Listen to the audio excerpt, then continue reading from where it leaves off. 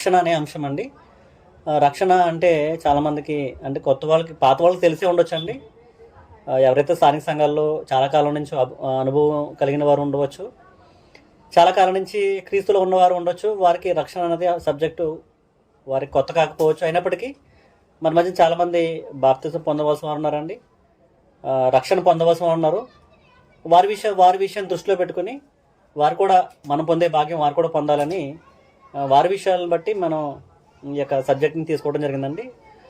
రక్షణ అనేది ప్రతి మానవుడికి అవసరం అన్నది దేవుడు తేటపరచాడు అన్నమాట, చాలా చక్కగా తెలియపరచాడు.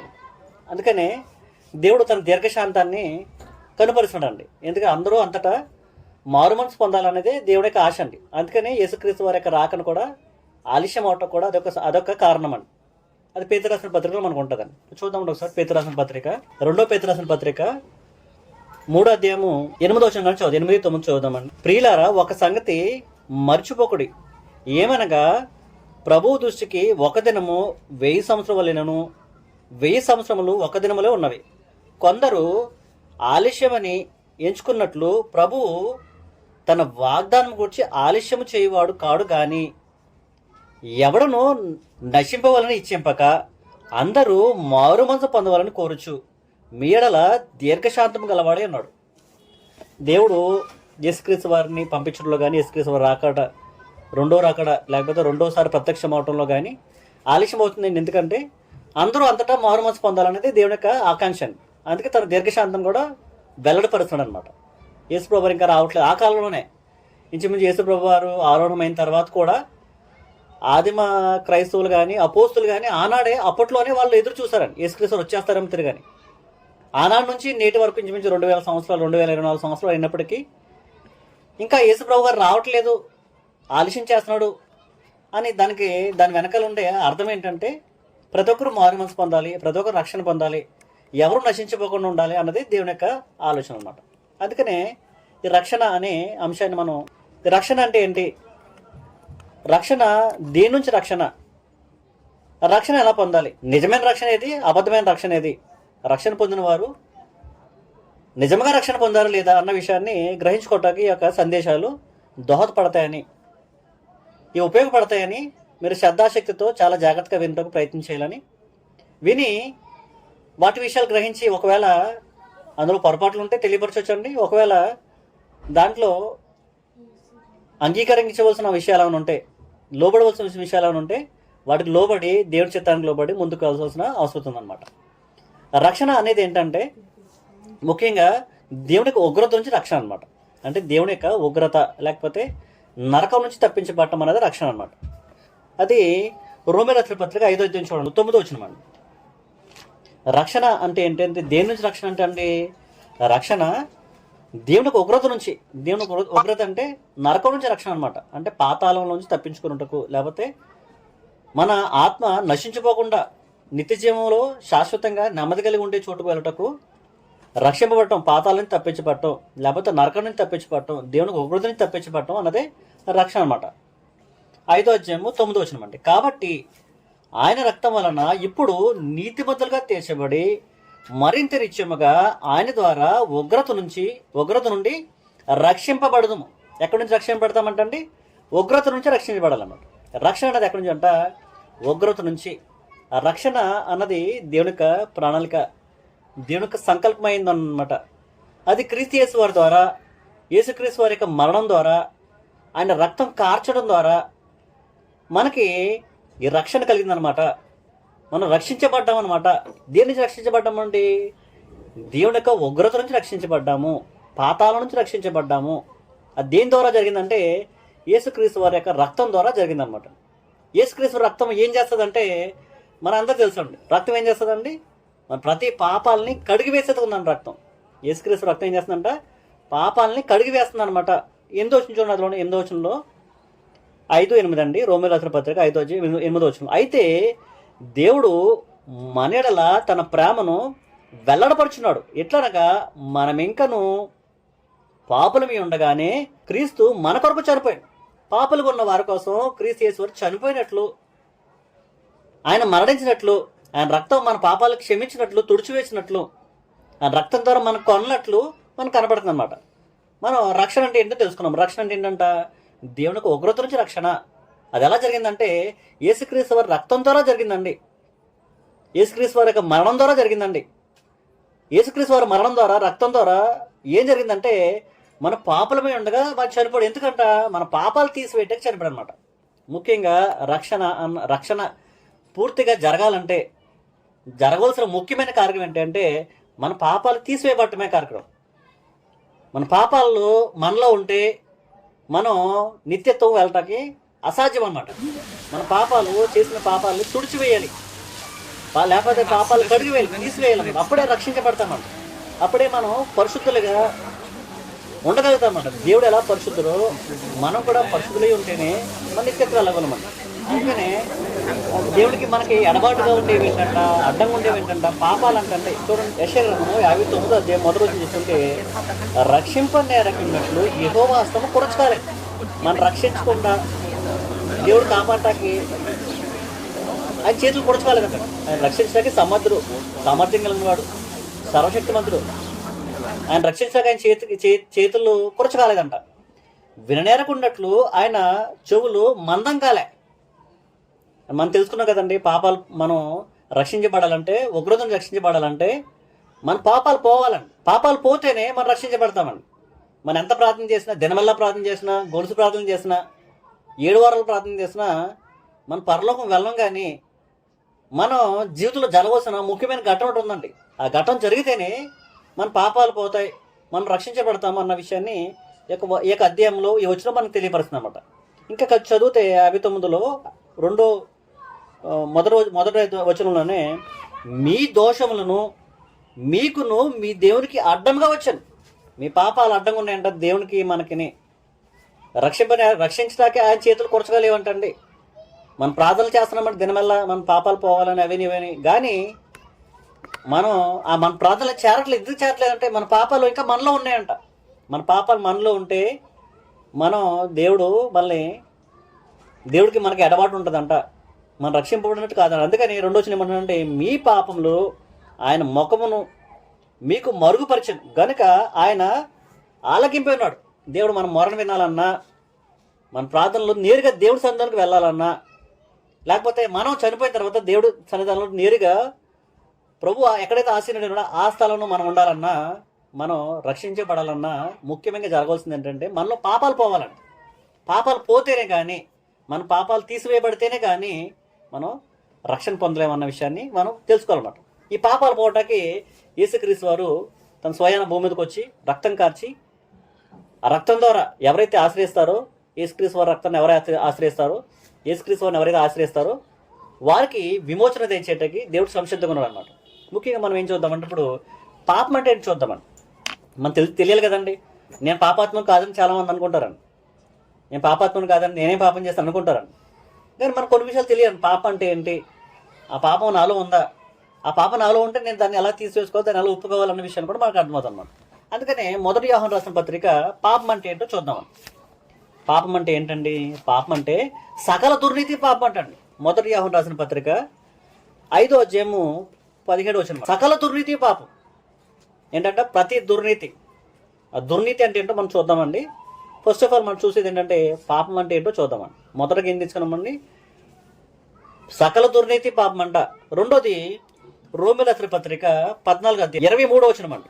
అనుమానించి తిని ఎడల విశ్వాసం లేకుండా తినను గనుక దోషిని తీర్పునందును. విశ్వాసము మూలముగా కానిదేదో అది పాపం అంట. విశ్వాసం లేకుండా ఏది చేసినా అది పాపం అంటాడు. అంటే విశ్వాసం కానిదేదో పాపం అంటాడు. ఆ విశ్వాసం అంటే ఏంటో కూడా చూద్దామండి. మొదట మీరు గుర్తుపెట్టుకుంటానని, పాపం అంటే ఏంటో మనం చూస్తున్నాం కాబట్టి సకల దుర్నీతి పాపం అంట, విశ్వాసం కానిదేదో పాపం అంట. అదేవిధంగా ఈ మొదటి యోహాను రాసిన పత్రికలో 3:4 ఉంటుందండి, ఆజ్ఞ అతిక్రమే పాపం అంటాడు. ఆజ్ఞ, దేవుడిచ్చిన ఆజ్ఞ అతిక్రమం పాపం అన్నమాట. మనం ఏం చూడాలండి? ఆజ్ఞ అంటే ఏంటో చూడాలండి. పాపం అంటే ఏంటో నిర్వచనం చూస్తున్నాం కాబట్టి ఇప్పుడు మనం చూడవలసింది ఏంటంటే దుర్నీతి అంటే ఏంటో చూడాలి, విశ్వాసం అంటే ఏంటో చూడాలి, విశ్వాసం కానిదేదో చూడాలి. ఆజ్ఞ అతిక్రమే అన్నాడు కదా, ఆజ్ఞ అతిక్రమే పాపం అన్నాడు కదా, ఆజ్ఞ అంటే ఏంటో చూడాలి. అవన్నిటి తెలుసుకోవాలన్నమాట. అంటే పాపం అని చెప్పేస్తారు, ఆజ్ఞ అతిక్రమే పాపం అన్నాడు. ఆజ్ఞ అంటే ఏంటి, ఏ ఆజ్ఞ అని మనం చూడాలన్నమాట. అంటే మన బైబిల్ స్టడీ చేసినప్పుడు ప్రతి ఒక్క పదాన్ని మనం సరిగా స్పష్టీకరించి చదివినప్పుడే, అర్థం చేసుకున్నప్పుడే దాని భావం కానీ, దేవుడికి మనసు కానీ, దేవుడికి చిత్తం కానీ, అపోస్తుల బోధ కానీ, కొత్త నిబంధన కానీ అర్థమవుదన్నమాట. ఇంకా చూసుకుంటే మొదటి సమూయేలు గ్రంథము 15 అధ్యాయము 23 వచనం. తిరుగుబాటు చేయుట, సోది చెప్పుట అను పాపంతో సమానం అంటాను. తిరుగుబాటు పాపం అంటాను. దేవుడి మీద తిరుగుబాటు, ఆ తిరుగుబాటు ఏంటో చూడాలి మనం. తిరుగుబాటు చేయటం దేవుడి మీద పాపం అంట. ఇంకా చూద్దామండి, యాకోబు రాసిన పత్రిక 4వ అధ్యాయం 17 వచనం. ఇవేంటి చెప్పకుండా వెళ్ళిపోతుంది అనుకోవద్దండి. దుర్నీతి గురించి మాట్లాడుకుందాం మనం, విశ్వాసం గురించి మాట్లాడుకుందాము, ఆజ్ఞ గురించి మాట్లాడదాము, తిరుగుబాటు గురించి మాట్లాడుకుందాము. ఇంకా యాకోబు రాసిన పత్రిక 4వ అధ్యాయము 17 వచనం ఏముందంటే, కాబట్టి మేలైనది నెరిగియు అలాగూ చెయ్యని వానికి పాపం కలుగును. ఏంటంటే మేలైంది ఏదో చేయాలంటాను, మేలైంది ఎరిగి ఉండి చేయకపోతే పాపం అంటాను. మనకు మేలైంది తెలుసండి, అది చేయకపోతే పాపం అంటాను, పాపం చుట్టుకుంటుంది అంటాను. మొదటి సమూయేలు గ్రంథం 12:23 చదువుకుంటే, నా మట్టుకు నేను మీ నిమిత్తము ప్రార్థన చేయట మానుట వలన యెహోవాకు విరోధముగా పాపం చేసేవాడిని. అంటే ప్రార్థన చేయడం మానేయడం పాపం అంటండి. చాలామంది ప్రార్థన చేయడం మానేస్తారండి. దినానికి మన దేవునితో ఎన్నిసార్లు మాట్లాడాము, మన దేవుడి యొక్క సముఖంలో, మన విజ్ఞాపనలు, మన యాచనలు, మన ప్రార్థనలు ఎన్నిసార్లు దేవుని సన్నిధికి వెళ్ళి మనం ప్రార్థన చేసినప్పుడు మన ప్రార్థన దేవుని సన్నిధికి వెళ్తుందా లేదా మనం సరి చూసుకుంటాం లేదా అంటే మనం ప్రార్థన చేసాం సరిపోదండి.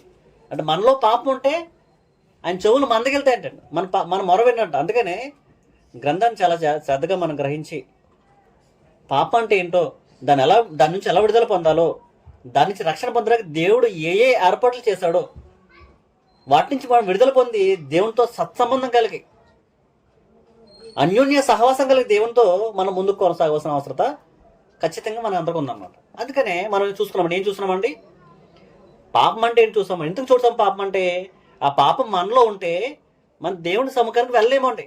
దేవుడు మన మొర వినడండి, దేవునితో సంబంధం మనతో తెగిపోతుందండి, దేవుడికి మనకి ఎడబాటు ఉంటుంది పాపం మనలో ఉంటే. అందుకనే ఈ పాపం మనలోంచి తీసివేయబడిన వెంటనే ఏ క్షణానైతే పాపం మనలోంచి తీసివేయబడుతుందో ఆ క్షణాన్ని నేరుగా మనం దేవుని సన్నిధానికి మన ప్రార్థన నేరుగా జెట్ రాకెట్ స్పీడ్ లో పరలోకం వెళ్తుందండి. అంటే పరలోకం ఇక్కడ నుంచి చాలా దూరం ఉందండి, కానీ మన ప్రార్థన వేగవంతం అవుతుంది అన్నమాట. రక్షణలో ఉండే వేగం, రక్షణలో ఉండే గొప్పతనం భూమి దేనిలో లేదండి. అంటే రాకెట్ ఉంటుంది, రాకెట్ స్పీడ్ అంటారు, చాలా స్పీడ్ అన్నమాట. అంటే సౌండ్ అంటారు, మన శబ్దం ఉంది కదా, అన్నిటికంటే వేగంగా ప్రయాణించేది సౌండ్ అంటారు. అంటే మన సౌండ్ ఒక్క సెకండ్కి ఒక 360 సార్లు ఎన్నిసార్లు భూమి చుట్టేస్తుంది అంటారు సౌండ్. దానికంట ఆ సౌండ్ పరలోకం చేరాలంటే నీలో పాపం ఉండకూడదు, మనలో పాపం ఉండకూడదు. పాపం ఉంటే ఆ శబ్దం నీ గదిలోనే ఆగిపోతున్నాను, నువ్వు చేసిన ప్రార్థన ఇక్కడే ఆగిపోద్ది అనమాట. నువ్వు రక్షణ లేకపోతే నీ చేసిన ప్రార్థన ఇక్కడే ఉండిపోతుంది తప్ప మన అపోహలు ఉంటామండి. మన దేవుడు ప్రార్థన వినేస్తాడు. చాలా మంది ఏమనుకుంటారంటే, లోక సంబంధాలు కానీ లేకపోతే ఇతర వేరే సంగతులు ఏమనుకుంటారంటే, మా ప్రార్థన విన్నాడని దేవుడు అనుకుంటారండి. దేవుడు ఆజ్ఞని పాటించకుండా ఆజ్ఞని అతిక్రమించామనుకోండి ఏమవుతుందంటే అది పాపం అండి. అంటే నాలో పాపం ఉంటే ఏమవుతుందంటే అది దేవుడు మన మాట వెంట కదా. కొత్త నిబంధన ఉందండి, కొత్త నిబంధన అతిక్రమిస్తామండి. కొత్త నిబంధన ఆజ్ఞ అండి.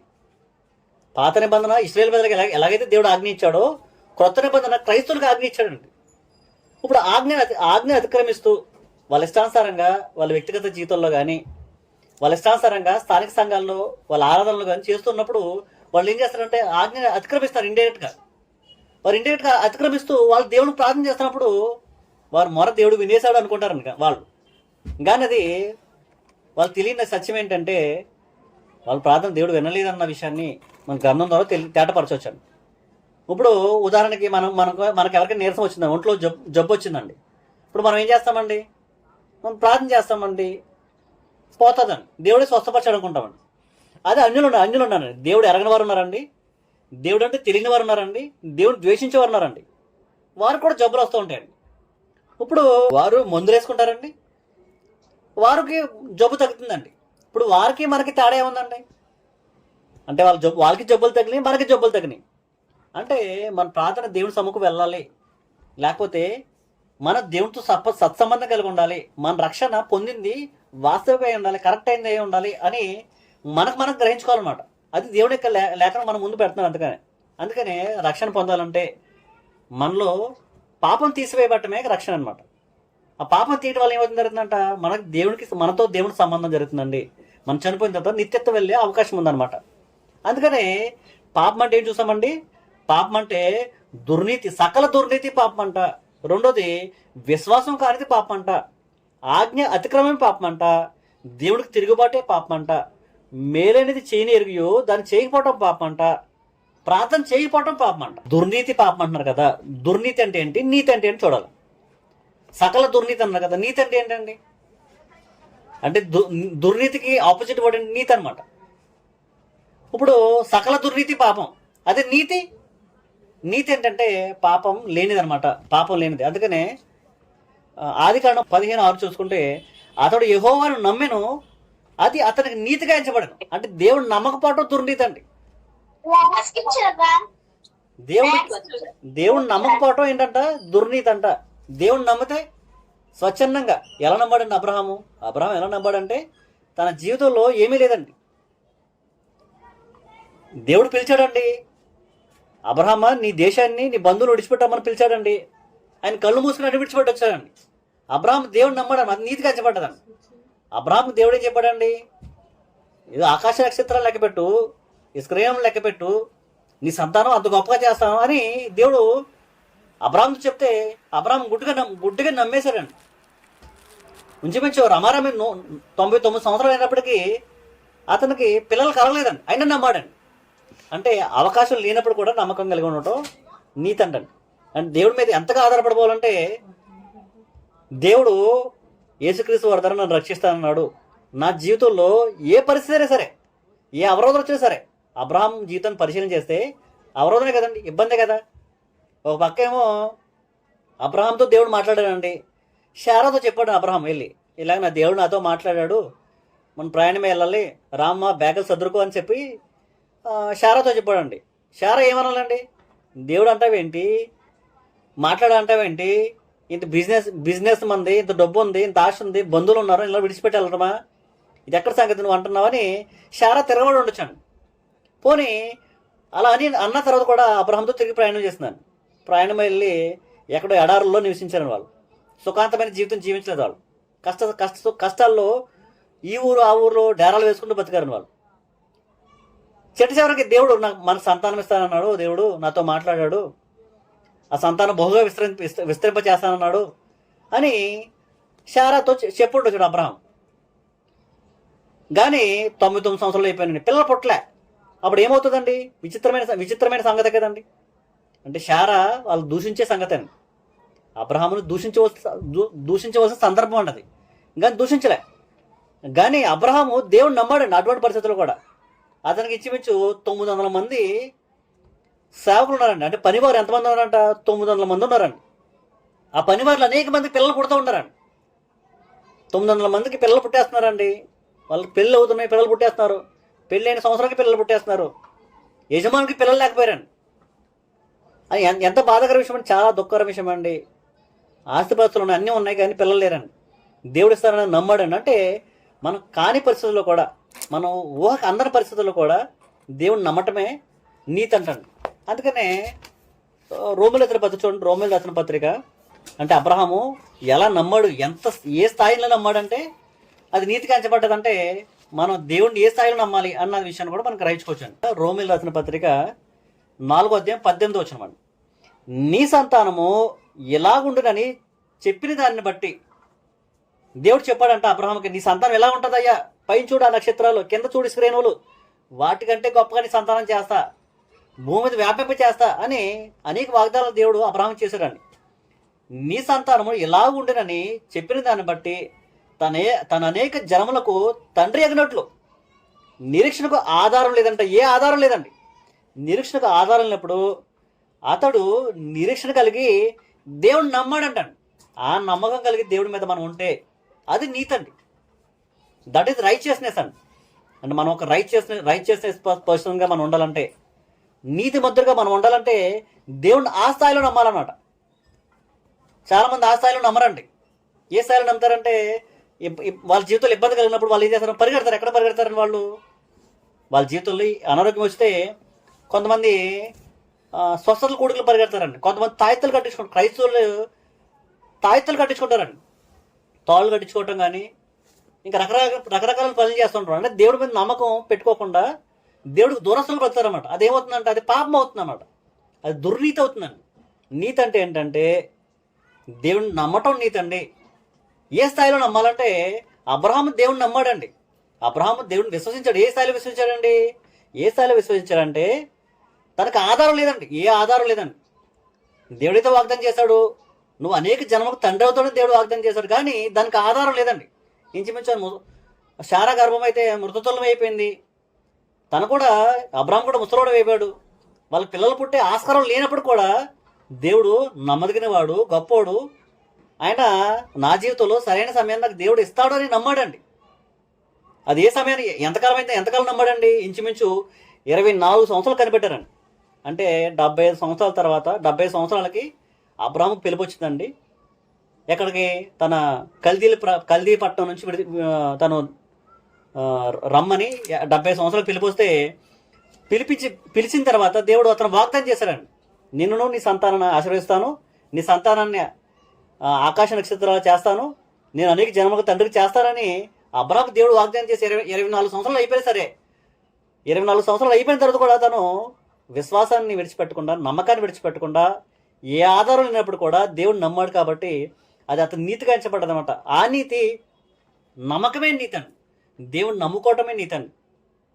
దేవుడిని మన కొత్త నిబంధన ఇచ్చాడండి క్రైస్తవులకి నాడు. కొత్త నిబంధన కఠినంగా ఉంటుంది, కష్టంగా ఉంటుంది, ఇబ్బందిగా అనిపించవచ్చండి, ఆహ్లాదకరంగా ఉండకపోవచ్చండి. కానీ దాన్ని నమ్మి దీన్ని పాటిస్తే, ఈ విధంగా మనం చేస్తే మన నిత్యత్వం ఇస్తాడు దేవుడు అని నమ్మి దేవుడి మీద ఆధారపడితే అది నీతి అవుతుంది అనమాట. అందుకే దేవుడు ఏం చెప్పాడంటే మొదట నా నీతిని వెతకమన్నాడండి. నీతి అంటే ఏంటండి? నీతి అంటే దేవుడు నమ్మటం నీతి అంట. దేవుడు చెప్పిన మాటను నమ్మటం నీతి అనమాట. అబ్రహాముకు చెప్పాడండి దేవుడు. ఏమని చెప్పాడండి? రమ్మన్నాడు, వచ్చాడండి. అతను పిలుపు ఉందని వచ్చాడండి. రెండోది, నీ సంతానాన్ని దీవిస్తానన్నాడండి. 99 సంవత్సరాలు అయిపోయినా, వృద్ధాప్యం వచ్చేసినా, శరీరం మృతతుల్యం అయిపోయినా, గర్భము మృతతుల్యం అయిపోయినా దేవుడు ఇస్తాడని నమ్మాడండి. అది నీతి అనమాట. అందుకని మనం ఏం చెప్తామంటే మత్తయి సువార్త 6వ అధ్యాయంలో 33వ వచనం అండి. కాబట్టి మీరు ఆయన రాజ్యమును, ఆయన నీతిని మొదట వెతుకోండి. మనం ఫస్ట్ ఆఫ్ ఆల్ చేయవలసింది ఏంటంటే నీతిని వెతకాలంట. మనం ఎందుకు నీతిని వెతకాలంటే సకల దుర్నీతి పాపం కాబట్టి ఆ దుర్నీతి నుంచి బయటకు రావాలన్నా, పాపం నుంచి బయటకు రావాలన్నా, మన నీతిమంతులుగా తీర్చబడాలన్నా, మనలో పాపం లేకుండా ఉండాలన్నా మనం ఏం చేయాలంటే దేవుని మాటను నమ్మాలండి. దేవుడు ఇచ్చిన కొత్త నిబంధన నమ్మాలండి. దాన్ని నమ్మినప్పుడే మనం నీతిమంతులుగా తీర్చబడతామండి. రెండోది చూద్దామండి. రెండోది నీతి, దుర్నీతి. మనం చూస్తున్నాం, వ్యత్యాసం చూస్తున్నామండి. సకల దుర్నీతి పాపం కదా, మరి సకల దుర్నీతి పాపం అయితే మరి నీతి అంటే ఏంటి అని చూస్తున్నాం మనం. నీతి అంటే ఏంటండి? మొదటగా చూస్తుంది నీతి అంటే దేవుడు మాట వినటం నీతి అంట. రెండోది చూద్దామండి. ద్వితోపదేశకాండము 6వ అధ్యాయం అండి. నీతి అంటే ఏంటి? మొదట నీతిని వెతకమన్నాడు కదా. ఏమి వెతకాలి అంటే ఆయన మాటను వెతకాలండి. దేవుడే మాటలు ఇచ్చాడు, ఆ మాట ప్రకారం నేను చేస్తున్నాను లేదా, దాన్ని నమ్ముతున్నాను లేదా, అది కష్టమైన నమ్ముతున్నాను లేదా, నలుగురు హేళన చేసినట్టు నమ్ముతున్నాను లేదా, అబ్రహాము ఎలా నమ్మాడు, మనల్ని దేవుడు పిలిచిన పిలిపేంటి, మనం దాని ప్రకారంగా జీవిస్తున్నాం లేదా, నమ్ముతున్నాం లేదా అన్నది మనం కూడా జ్ఞాపకం చేస్తాం. అది నీతి అంటారు. రెండోది చూద్దామండి. ద్వితోపదేశకాండం 6వ అధ్యాయం 25వ వచనం చూడండి. మన దేవుడికి యెహోవా మనకు ఆజ్ఞాపించినట్లు ఆయన సన్నిధిని ఈ సమస్తమైన ఆజ్ఞలను అనుసరించి మనము నడుచుకున్నప్పుడు మనకు నీతి కలుగును. అంటే ఆయన ఆజ్ఞలను కట్టడలను అనుసరించి నడిస్తే నీతి అంటండి. అది మొదట వెతకాలండి. ఏం మొదట వెతకాలంట? దేవునికి ఆజ్ఞలు వెతకాలండి. నీతి కలగాలంటే దేవుడు ఏ ఆజ్ఞలు ఇచ్చాడు, ఏ ఆజ్ఞ ప్రకారం మనం జీవించాలి. ఆజ్ఞ అతిక్రమిస్తే పాపం కదా, సకల దుర్నీతి పాపం కదా. ఆ దుర్నీతి నుంచి దుర్నీతి పోవాలంటే, మన నీతిమంతులు అవ్వాలంటే మనం చేయవలసిన పని ఏంటంటే మనం కూడా మనకి ఇవ్వబడిన ఆజ్ఞలు ఏంటి మనం మొదట వెతకాలన్నమాట. మన ఆజ్ఞ ప్రకారం చేసేమంటండి మనకు ఆజ్ఞాపించిన ఆయన సన్నిధిని ఈ సమస్త ఆజ్ఞలను అనుసరించి మనము నడుచుకున్నప్పుడు మనకు నీతి కలుగుతుందంట. నీతి కలుగుతుంది. ఆజ్ఞల్ని అనుసరించి నడిస్తే నీతి అంటండి.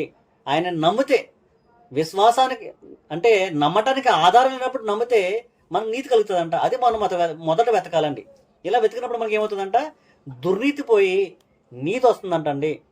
ఇలాగా మనం మొదట మనం చేయవలసింది ఏంటంటే, దేవుని యొక్క లేఖనాలని లేకపోతే క్రొత్త నిబంధనని మనం పరిశీలించవలసిన అవసరం ఉందండి. రక్షణ పొందవలసిన వారు మొదట చేయవలసింది ఏంటంటే, మొదటగా వేయవలసిన స్టెప్ ఏంటంటే, మొదటగా నీతిని వెతకాలంట. ఎందుకు వెతకాలంట అండి? సకల దుర్నీతి పాపం అంట. అయితే నీతి అంటే ఏంటండి? నీతి అంటే ఏంటంటే దేవుని యొక్క మాట వినటం, లేకపోతే ఆ మాటను నమ్మటం.